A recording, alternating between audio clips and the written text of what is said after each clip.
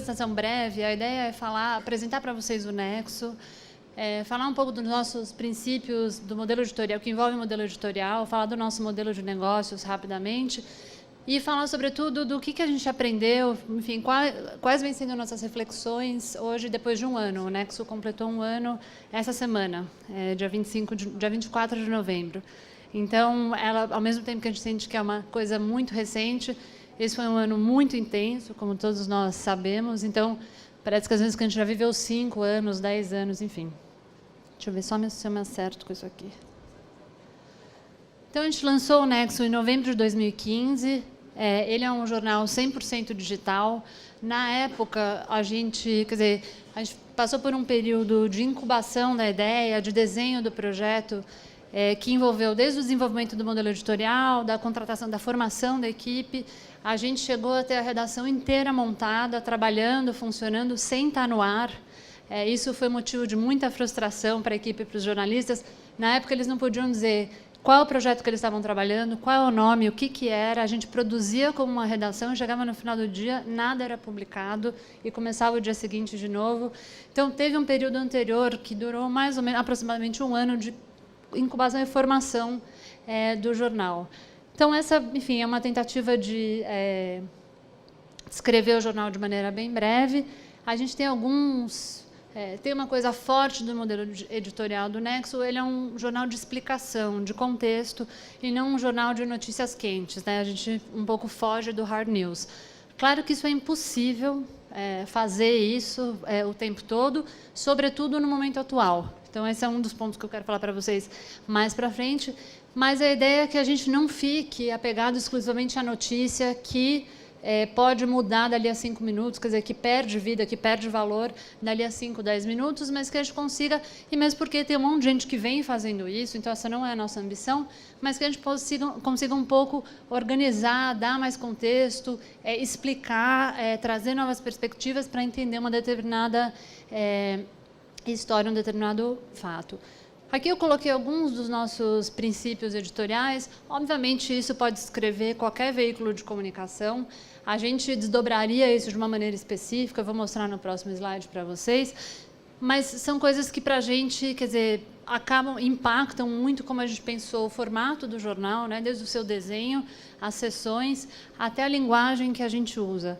A ideia de equilíbrio, de transparência, de independência, esses são todos valores que vêm sendo discutidos ao longo, enfim, desses últimos anos de uma maneira bastante particular. A gente lançou o Nexo e uma semana depois o Delcídio foi preso. Então, a gente estava, assim, a crise política começou ali e era um momento enfim, e é um momento que a gente vive até hoje também de muita polarização. Eu lembro, depois de 3 meses ou 4 meses no ar, alguém entrou na nossa página do Facebook e escreveu: é aqui a página dos isentões. E isso não era um elogio, obviamente. A gente estava num momento. Então, a ideia de poder fazer um jornalismo equilibrado, ela parecia um pouco fora das possibilidades. Quer dizer, você estava se ausentando, você não estava. As pessoas estavam num momento onde elas precisavam de sentenças, elas precisavam que você dissesse exatamente do lado de quem você estava. Essa era uma cobrança que a gente sofria no começo, que acho que a gente superou, que o modelo editorial se mostrou capaz de superar. Quer dizer, o valor do debate, ele é um valor em si mesmo, né? Você trazer as diferentes perspectivas, você conseguir analisar uma história a partir de diferentes perspectivas e você ter a disposição honesta para o debate, eu acho que isso se mostrou ao longo desse ano um valor, quer dizer, e um investimento que valeu a pena no nosso sentido, na nossa visão. Então, aqui é um pouco do desdobramento e como isso impacta o nosso modelo editorial, né? A ideia de que precisão é mais importante de velocidade, eu acho que isso é uma coisa, é muito tentador. Você explode um negócio, você botar, sobretudo no digital, onde você pode fazer isso, você colocar uma coisa em meia hora ou 15 minutos no ar. Eu acho que a gente teve que se policiar aí para ver, bom, mas o que a gente vai oferecer de diferente para as pessoas. Já está todo mundo falando nisso, né? Todos os jornais, grandes, pequenos, os blogs. Então, qual vai ser a nossa contribuição? E aí tem uma coisa de uma avaliação interna mesmo. Quer dizer, você não quer perder aquele momento, você não quer deixar de oferecer para o seu leitor o que é importante naquele momento, mas tem uma coisa de pensar qual é a sua contribuição num universo de que tem um monte de gente falando da mesma coisa. Eu acho que tem aspectos aí importantes do Nexo, né? Acho que relacionar conteúdos, a gente vem vivendo histórias que são verdadeiras novelas, né? Então, a Lava Jato é uma história longuíssima. Como é que você organiza esse conteúdo de modo que uma pessoa que não está acompanhando aquilo de perto, ou perdeu a última prisão, não sabe quem é essa pessoa, não sabe qual é a implicação, como é que se organiza esse conteúdo de modo que a pessoa possa chegar nele e entender do que se trata? Como é que você organiza os conteúdos que você já produziu de modo que isso sirva como um panorama geral para a sua audiência?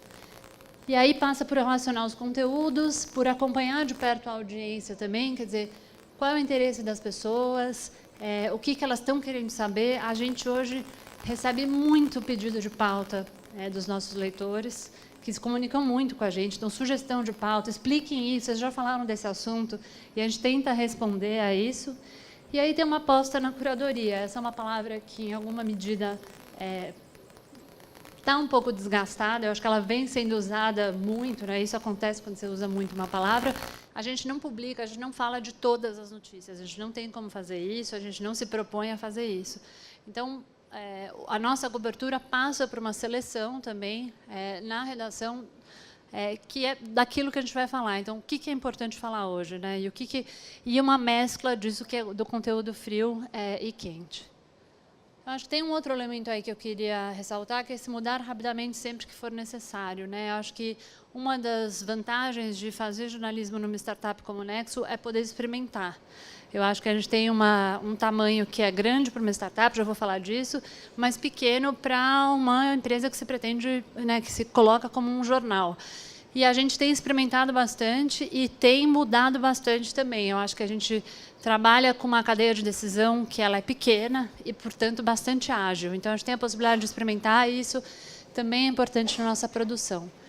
Eu não falei para vocês, mas lá no começo, quando a gente estava formando o Nexo, a gente fez consultas para amigos, jornalistas, não jornalistas, e uma coisa que as pessoas falavam para a gente é: mas por que jornal? Porque a gente botou ali Nexo, jornal, ponto. Jornalismo está uma coisa decadente, a ideia de jornal já era, a posição é uma coisa digital.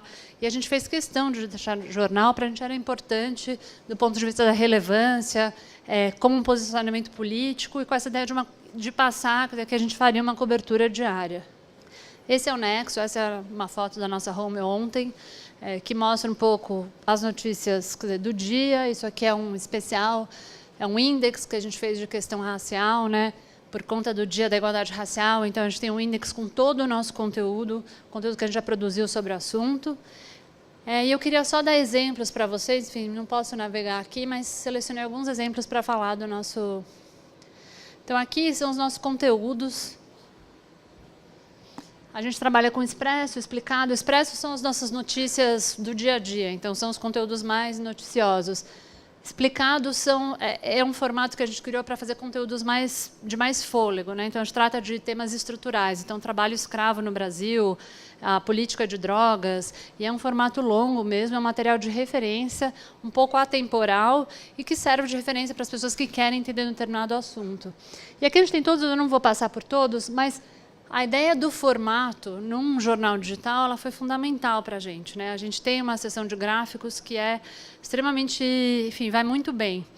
A ideia da infografia e da seleção dos dados e da escolha do melhor formato para transmitir determinado conteúdo, ela vem sendo chave para a gente. Enfim, aqui são todos, no nosso menu, vocês vão ver, a gente tem conteúdos especiais, interativos, que são os que eu vou mostrar para vocês agora, né? Esse é um conteúdo interativo, um quiz. A gente faz quiz para tratar de temas que não são necessariamente só lúdicos. Esse é um quiz que aconteceu em Brasília ou em House of Cards. Então, era a época de lançamento da série, mas, obviamente, um momento também de crise, um dos momentos da crise política. E a coisa desse quiz é que a pergunta ela poderia ter acontecido em Brasília, em House of Cards, ou em Brasília em House of Cards. Esse era o grande desafio do quiz. Tinham várias perguntas com essa resposta, mas a ideia não é só fazer um teste. Então, você escolhe o teste, a sua pergunta, e daí você tem uma resposta que te informa de um elemento da crise política. A gente fez quiz sobre Zika, a gente fez, enfim, a gente usa esse recurso, ele funciona super bem, né? A gente fez que é um dos hits do Nexo, que é você está por dentro da realidade brasileira. E aí são perguntas de número de cesáreas, quantos estudantes estão fora da escola, enfim, tem uma variedade de perguntas para saber o quanto que você conhece do Brasil. Esse é um dos conteúdos mais acessados no jornal. Esse aqui é o conteúdo HIT absoluto, que é uma calculadora do salário. Então, o seu salário diante da realidade brasileira. A gente publicou 2 meses depois de estar no ar, e isso derrubou o nosso site. Porque, enfim, a gente tem um servidor ótimo, a gente tem um sistema super robusto, tudo funciona, mas realmente isso aqui explodiu. E você coloca o seu salário e você vê onde você está na pirâmide brasileira, e você tem um salário comparado por estado, com um policial militar, com um professor e com um deputado. E isso gerou um engajamento gigantesco, porque, enfim, as pessoas compartilhavam sempre com um comentário, enfim, com um recado para o público, né, que estava, enfim, para as pessoas, para quem eles estavam compartilhando. A gente fez um também de comparação do seu salário no mundo, que também foi, mas não tão bem sucedido como esse, mas foi muito bem sucedido. E, finalmente, esse é só uma foto de um outro material especial que a gente fez sobre os 50 anos do Copan, um material lindo, e que fala também um pouco... tem aí vídeo, tem maquete que se move, tem entrevistas, tem áudios com urbanistas, tem um texto. Enfim, aí é também um pouco a possibilidade de fazer, nesses materiais especiais, usar recursos diferentes no mesmo material. Então, a gente mescla isso bastante também. Aqui é a nossa newsletter, a gente manda essa newsletter desde o primeiro dia do jornal, a anexo. Então, tudo que importa é logo pela manhã. Ela mistura, ela traz conteúdos, ela faz uma curadoria de jornais do Brasil e do mundo, trazendo um pouco um resumo do dia anterior e já pautando esse dia. A newsletter foi uma estratégia importante para a gente. A gente tem uma base hoje de assinantes da newsletter bem grande, com uma taxa de abertura muito expressiva, né, que mostra aí como as pessoas, quer dizer, o valor que as pessoas veem nisso. E foi uma maneira, quer dizer, a Nexo ela é hoje uma marca importante para a gente no Nexo. E a gente tem o que estamos lendo, que é uma newsletter só para assinantes. E aí é uma curadoria nossa de coisas que a gente está lendo, de veículos, enfim, de lugares diferentes para os nossos, exclusivamente para os nossos assinantes. Isso aqui é um exemplo, a gente fez um especial só para as eleições americanas, um pouco fazendo um mapa. A ideia é que a pessoa possa ler isso, já está informada, mas se ela quiser clicar em uma coisa específica, ela também vai cair num conteúdo especial. Essa newsletter tem uma taxa de abertura ainda mais alta. E acho que isso é um pouco uma tendência, né? A newsletter é um recurso que vem ganhando importância e não é de hoje, né? Tem alguém que já falou que a newsletter é o novo blog. Então, vem sendo uma ferramenta mesmo de comunicação e engajamento. Rapidamente sobre o nosso modelo de negócio, a gente tem um paywall poroso, né? O que significa isso? Que a gente tem 5 conteúdos livres, grátis por mês, né, gratuitos por mês, mais outros conteúdos que estão sempre abertos, né, os vídeos, os ensaios, podcast, os trechos e uma nova sessão que a gente lançou essa semana que chama Acadêmico. E o modelo do jornal é um jornal de assinaturas. Então, você paga ou R$12 por mês ou uma assinatura anual de R$120 por ano. A gente está fazendo agora, vai lançar agora no final do ano, deu o Nexo de presente, então a possibilidade de você presentear alguém com uma assinatura anual do Nexo. A gente tem uma redação de 30 pessoas, a gente está no centro de São Paulo, na frente do Copan. E a gente acho que isso é uma parte muito importante do jornal. A gente tem uma redação de 30 pessoas envolvendo todo mundo, né? Administrativo, tudo. São 30 pessoas incríveis. A gente teve uma sorte, assim, conseguiu recrutar uma equipe maravilhosa, super criativa, engajada, comprometida pra caramba, extremamente talentosa e com uma formação muito variada. A gente tem jornalistas na equipe, obviamente, vários, mas a gente tem pessoas formadas em ciências sociais, em biologia, em direito, do design, das artes. Então, é uma equipe com uma formação e trajetória muito variada e eu vejo isso totalmente expresso nos conteúdos que a gente produz hoje. Eu acho que uma das nossas apostas lá atrás foi também pensar num formato de redação que pudesse ter uma produção muito colaborativa. E é isso que a gente vê hoje no Nexo. Eu não vou ficar aqui falando do ambiente de trabalho, porque não é meu lugar. Vocês teriam que falar com as pessoas que trabalham lá. Mas eu posso dizer para vocês que a gente tem um ambiente, do meu ponto de vista, um ambiente de trabalho que é, enfim, para além de agradável, é um ambiente muito produtivo, colaborativo, onde as pessoas festejam muito a produção umas das outras, que eu acho que isso também é uma coisa bastante singular. E eu queria aproveitar para fazer, nesses 5 minutos finais, para dividir com vocês algumas coisas que a gente vem pensando depois desse 1 ano no ar, né? A primeira coisa, o aprender a fazer, né? A gente botou um jornal no ar, como eu falei para vocês, e uma semana depois o Delcídio foi preso. E aí tem, enfim, uma série de desafios ligados à ideia de você fazer um jornal de explicação no momento de crise. Então, a gente queria explicar quais eram as consequências, as implicações de ter do Lula ser ministro. Então, começa a fazer a matéria e 2 horas depois ele não é mais ministro. Então, a gente tomou várias rasteiras desse tipo. Como equilibrar, quer dizer, a ideia de que você é um jornal de contexto, de explicação, com uma realidade que está mudando muito. Qual é o nosso lugar no mundo, né? No começo, quer dizer, quando a gente apareceu, tinha um pouco assim, então vocês estão a mídia alternativa, a mídia independente. Eu acho que hoje a gente consegue entender um pouco mais o nosso lugar no mundo. Eu não sou jornalista, sou antropóloga. A antropologia tem uma espécie de mantra sobre identidade, que fala que a identidade é algo que é situacional, contrastivo e político, ou seja, a gente opera a identidade, dependendo de onde a gente está. E eu acho que a ideia de ser uma mídia alternativa, quer dizer, constituir sua identidade a partir do outro, ela é pouco ambiciosa, né? Você existe como uma oposição, uma alternativa a alguma coisa. Eu gosto de pensar numa coisa um pouco mais propositiva, né? Que tem a ver com o que você está trazendo de novo para o mundo, como você se reconhece, que lugar, né? E a gente, desde o começo, quis se colocar como um veículo capaz de disputar o debate. A gente acha que tem que substituir, obviamente, assim, não passa por isso. Eu acho que, na verdade, é contribuir para um ecossistema fortalecido, com alguma especificidade, quer dizer, com uma contribuição que tenha uma cara e, de fato, quando a gente bolou o Nexo, passava por isso também, quer dizer, tinha esse lugar no mercado brasileiro. Conhecer nossa audiência, eu acho que cada vez mais a gente vai entendendo quem é o público do Nexo, isso é super interessante, é um público jovem, muito interessado em discutir o país, o futuro do país, né? Eu brinco, gráfico de cachorro no Nexo vai mais ou menos, gráfico de dívida, de desemprego, bomba. Então, as pessoas querem discutir realmente o que está em jogo agora, nesse momento, o futuro do país. E eu acho isso muito positivo, não só por conta do jornal, eu acho que me traz um otimismo. Quer dizer, a gente tem toda uma geração, a gente tem pessoas que estão extremamente preocupadas e estão dispostas a debater o que está acontecendo no mundo agora. O 100% digital, acho que é uma coisa também super importante da constituição do jornal.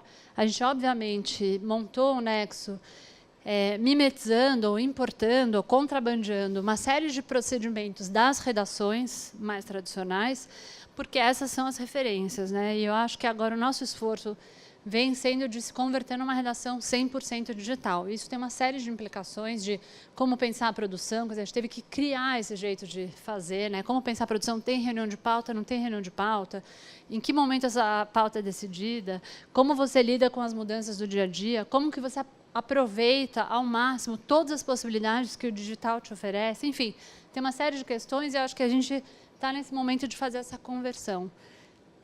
A relação com os leitores e assinantes, né, a gente tem, mesmo com uma equipe pequena, procura ter uma relação estreita, quer dizer, a gente recebe muito comentário, muita mensagem, com elogio, com crítica, com erro, com sugestão de pauta, leitores que defendem o Nexo, né? Ontem tinha alguém reclamando que a gente cobra assinatura, falou que a gente era elitista, os leitores foram lá discutir, mas R$12, você acha isso elitista? É uma discussão enorme rolando, até que alguém ofereceu para pagar a assinatura da pessoa que estava reclamando, falou, me dá seu e-mail, eu pago sua assinatura.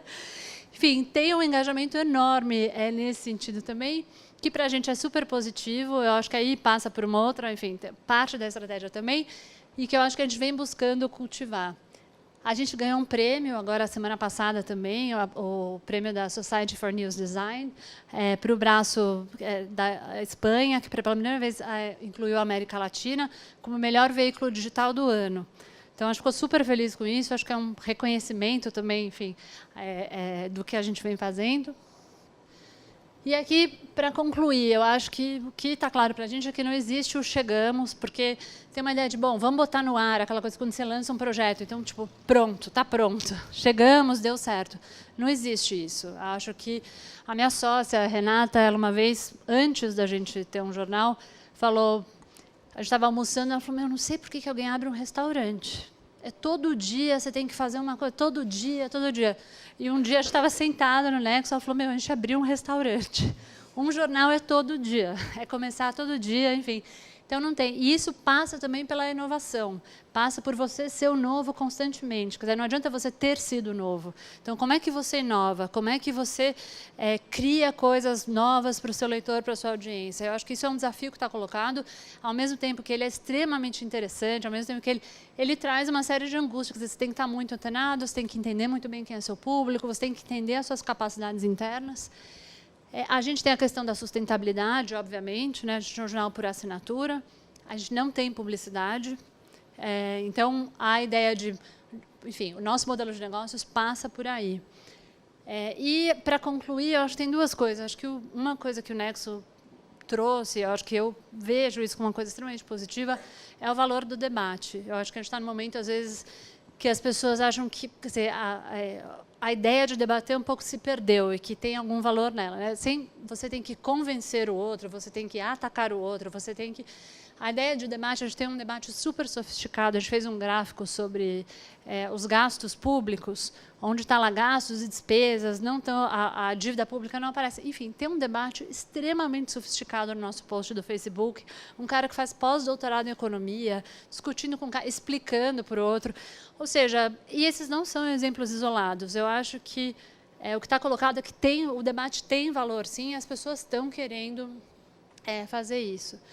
E essa última frase parece um pouco banal, tem lugar e público para o jornalismo, mas eu acho que é super importante no momento em que o jornalismo é descrito como o jornalismo está em crise. Eu fui numa outra palestra há algum tempo, onde um cara falou, que estava na mesa comigo, disse, daqui a um tempo, jornalismo, publicidade e séries, isso tudo vai ser a mesma coisa. E eu acho que a gente tem que tomar muito cuidado com isso. Eu acho que são coisas extremamente diferentes. Não é a audiência que define exclusivamente sua relevância. Acho que o jornalismo tem um caráter singular e a gente não pode misturá-lo com esse tipo de coisa. E eu acho que o engajamento que o público tem, enfim, acho que tem uma responsabilidade, tem uma geração aí nova que não tem clareza de como o jornalismo foi fundamental para o processo de democratização do Brasil. Eu acho que não é a ideia de uma startup de jornalismo, enfim, de todas as iniciativas de jornalismo que têm surgido no Brasil, eu vejo como enfim, a importância é o fortalecimento desse ecossistema. Eu não acho que o jornalismo tradicional tem que acabar, ao contrário. Eu acho que esse é um ecossistema que tem que ser múltiplo, extremamente fortalecido e com iniciativas muito diferentes. Obrigada, gente. Aqui no Brasil, o BuzzFeed começou a operar no fim de 2013, com traduções apenas, que eram feitas por um sistema. A gente não tinha equipe aqui local, e eram apenas traduções. A operação com equipe original e com conteúdo original começou em 2014, em março de 2014, com 3 pessoas, a Manuela, eu e o Rafael Capanema. Acho que até hoje a gente traduz conteúdo, circula conteúdo, adapta conteúdo gringo e também produz aqui. E eu gosto sempre de usar essa comparação. Assim, o conteúdo traduzido é meio que uma série dublada. E o conteúdo original é meio que uma novela, talvez, que é um produto legitimamente brasileiro, nem todo mundo gosta, mas tem bem a nossa cara mesmo. Assim. De 2014 até agora, cresceu bastante a equipe. Hoje a gente tem quase 30 pessoas trabalhando. Áreas novas que foram esse ano, que começaram esse ano, se desenvolveram, que foi a área comercial, que no BuzzFeed é chamada de Creative, o News e também a área de vídeos. Então, a gente teve muito produto, muita coisa nova saindo esse ano, o que foi bem bacana. E o BuzzFeed, desde o começo no Brasil, na verdade, o BuzzFeed, desde o começo, nos Estados Unidos, foi criado em Nova York, e uma das coisas que tem ainda na página é feito em Nova York, tipo, feito orgulhosamente, produzido em Nova York. Quando o BuzzFeed decidiu abrir uma operação no Brasil, o que eles pediram é que a gente fizesse as coisas aqui como se o BuzzFeed tivesse sido criado aqui no Brasil, como se o BuzzFeed fosse feito originalmente a partir de São Paulo. A gente levou isso muito a sério na criação da operação aqui no Brasil e sempre procurou refletir até imageticamente a coisa brasileira, assim. A gente faz muita lista com cultura pop, a gente consome muita cultura pop de fora, mas para a gente era muito importante, por exemplo, que os posts produzidos aqui tivessem uma cara nacional. Então, assim, todo mundo aqui assiste Game of Thrones, todo mundo aqui conhece diva pop, sabe quem é a Britney, só que, em vez de usar uma imagem de Game of Thrones ou da Britney, a gente queria usar um negócio assim da Carminha, do Avenida Brasil, entendeu? Porque a ideia era que fosse uma coisa realmente, assim, em todo ponto, bem legítima, bem originalmente brasileira. Isso foi só um breve histórico, assim, acho que para situar mais ou menos. Desde 2014, então, a gente tem o conteúdo original. Por que a gente acha que no Brasil o BuzzFeed tem funcionado bem? Como o Pedro adiantou, foi uma companhia que começou a criar conteúdo baseada em redes sociais, assim, com foco na penetração em redes sociais. O que, na verdade, para o Brasil, juntou a fome com a vontade de comer, né? Porque o brasileiro tem uma atuação em redes sociais que é enorme, desde a época do Orkut, desde a época da dominação do Orkut. O brasileiro gosta muito de se relacionar por redes sociais. A gente invade mesmo um negócio, toma conta, levanta a hashtag no Twitter, domina o Facebook, coisas desse tipo, né? Então, isso é uma coisa que tem, acho que, ajudado bastante a nossa produção aqui, faz com que dê uma boa trilha assim, de sucesso para a gente, esse comportamento natural do brasileiro, assim.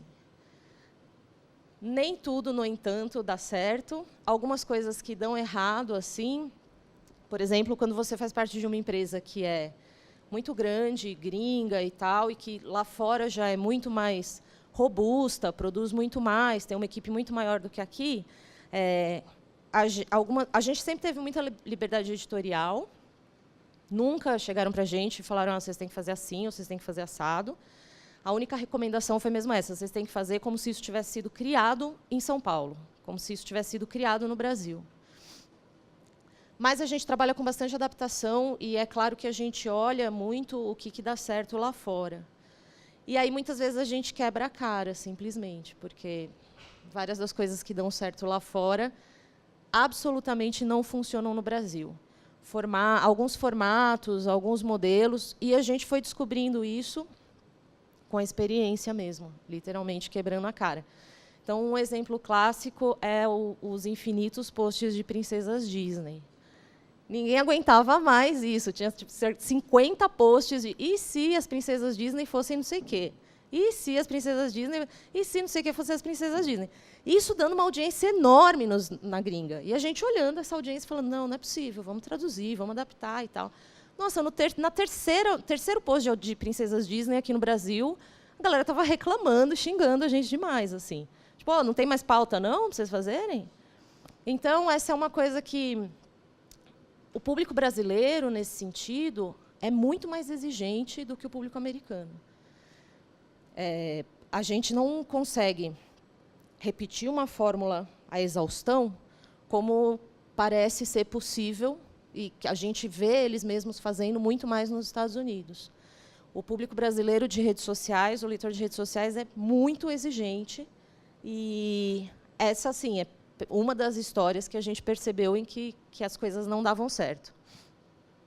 Então, a gente também aposta muito, aqui no Brasil, e a empresa como um todo, em experimentar alguns modelos, fazer tentativas diferentes, e isso a gente está sempre aberto para tipo, falar: ok, isso aqui não funciona mais, a gente vai deixar para trás e vai começar a fazer outras coisas. Isso, para a gente, é bem tranquilo e é parte da cultura da companhia. Acho que uma coisa que ilustra isso bem também é que o BuzzFeed começou como um caçador de tendências na internet, tentando apontar o que era quente nas discussões das redes sociais. E, rapidamente, isso foi evoluindo para outras coisas. Então, hoje, o BuzzFeed dá furos jornalísticos internacionais, com um puta esquema de investigação e apuração, que envolve, às vezes, 20, 30 jornalistas em 4 países. E muita gente ainda acha que o BuzzFeed é o site de GIF de gatinho. Nada contra GIFs de gatinho, eu adoro, inclusive. Mas esse tipo de filosofia do BuzzFeed, guiou a diferença, guiou a transformação da empresa de um caçador de tendência até hoje um player em notícias que é capaz de dar furo, de desbancar veículos que são tradicionais. E sem nunca ter renegado os GIFs de gatinho, tá, gente? Eles continuam lá, tá tudo ok com eles. Esse ano, a gente começou a operação em news, a operação de news no Brasil. E isso foi começado aqui porque a gente percebeu que o conteúdo do site já tinha os leitores, na verdade, do Buzz já tinham uma maturidade suficiente, o site já tinha uma maturidade suficiente aqui para procurar fazer uma coisa nova, diferente. Mesmo antes da gente contratar um editor de news, que foi o Graciliano Rocha, que era correspondente da Folha, cobria Lava Jato para a Folha. Ele começou a operação oficialmente com 2 repórteres aqui, a Tatiana Fará, que tem uma longa carreira, entre elas trabalhou no Globo, o jornal, e o Alexandre Aragão, que estava fazendo Poder na Folha. Então, já dá para vocês perceberem que o foco é política, né, na cobertura de news aqui no Brasil. Mas a gente faz outras coisas também. Antes mesmo do Graciliano oficialmente fundar, a gente começar essa operação de news com a contratação dele, a redação do Buzz, que é a redação de entretenimento, já fazia social news, que é como a gente chama histórias que se desenvolvem em redes sociais. E a gente já fazia também muito explainer, que acho que é uma coisa que o Nexo faz com bastante propriedade, que é esse jornalismo de contexto. Então, a gente teve um exemplo muito forte disso, foi o que acontece se a Dilma sofrer um impeachment.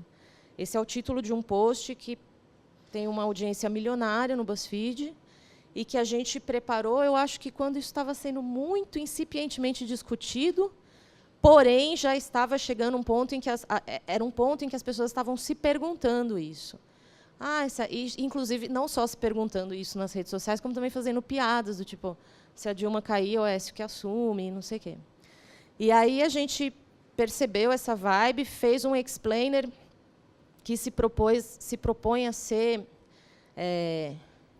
um pouco diferente de boa parte do jornalismo tradicional, em que você tem uma comunicação mais vertical, é o jornal te contando alguma coisa, o jornal que sabe melhor te contando alguma coisa.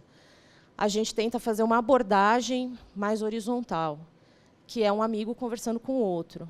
É uma conversa de redes sociais, porém, apurado e com o mesmo critério e rigor jornalístico do jornalismo, como ele tem que ser feito, né? Não dá nem para chamar isso de jornalismo tradicional, qualquer jornalismo tem que ser feito assim. Esse post estourou, isso foi muito antes da operação de news.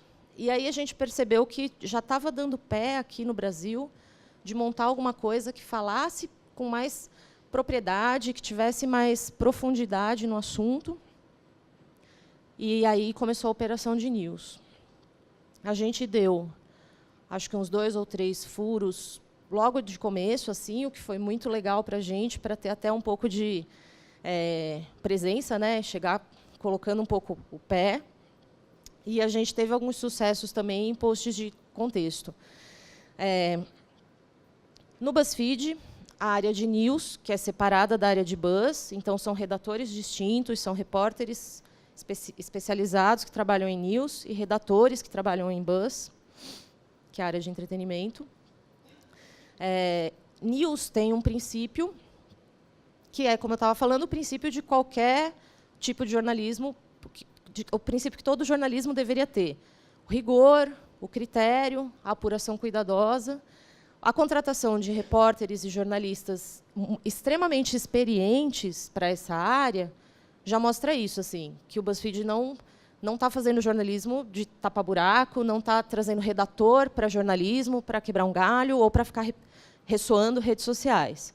A gente presta atenção nisso, se pauta nisso. Acho que isso é também mais uma coisa que é parecida com o Nexo. Mas a informação passa por apuração, pelo mesmo critério que teria em qualquer redação de jornal. A diferença que eu acho que a gente faz, e talvez esse seja um dos segredos, e também, nesse ponto, também, de novo, conflui um pouco para a postura do Nexo, é a abordagem. O BuzzFeed tem um know-how em abordagem, que é essa abordagem horizontal. Isso é uma coisa que é uma marca da empresa, é um princípio que permeia a cultura da empresa, desde quando a gente fazia lista de GIF, até você dar um furo, a ideia é que isso esteja sendo contado para você como um seu amigo te contaria, como você contaria para os seus amigos na rede social. E esse tipo de informalidade, contexto, sem ser chato, sem ser didático, eu acho que é o que mais faz dar certo assim a operação de News aqui. News começou esse ano, então ainda é uma coisa que está sendo construída, ao contrário da área de Buzz, que é a área de entretenimento, que já tem mais de 2 anos, quase 3, e que é a área que eu edito. E esse ano também foi muito legal para o BuzzFeed. Todas essas coisas novas que a gente, além da editoria, além da área de notícias, que a gente começou com publicidade também aqui. E o BuzzFeed segue um modelo de branded content, que acho que é conhecido também. A gente também não trabalha com anúncio no formato tradicional, banner, ou coisas assim. E é isso aí, acho que é isso, né?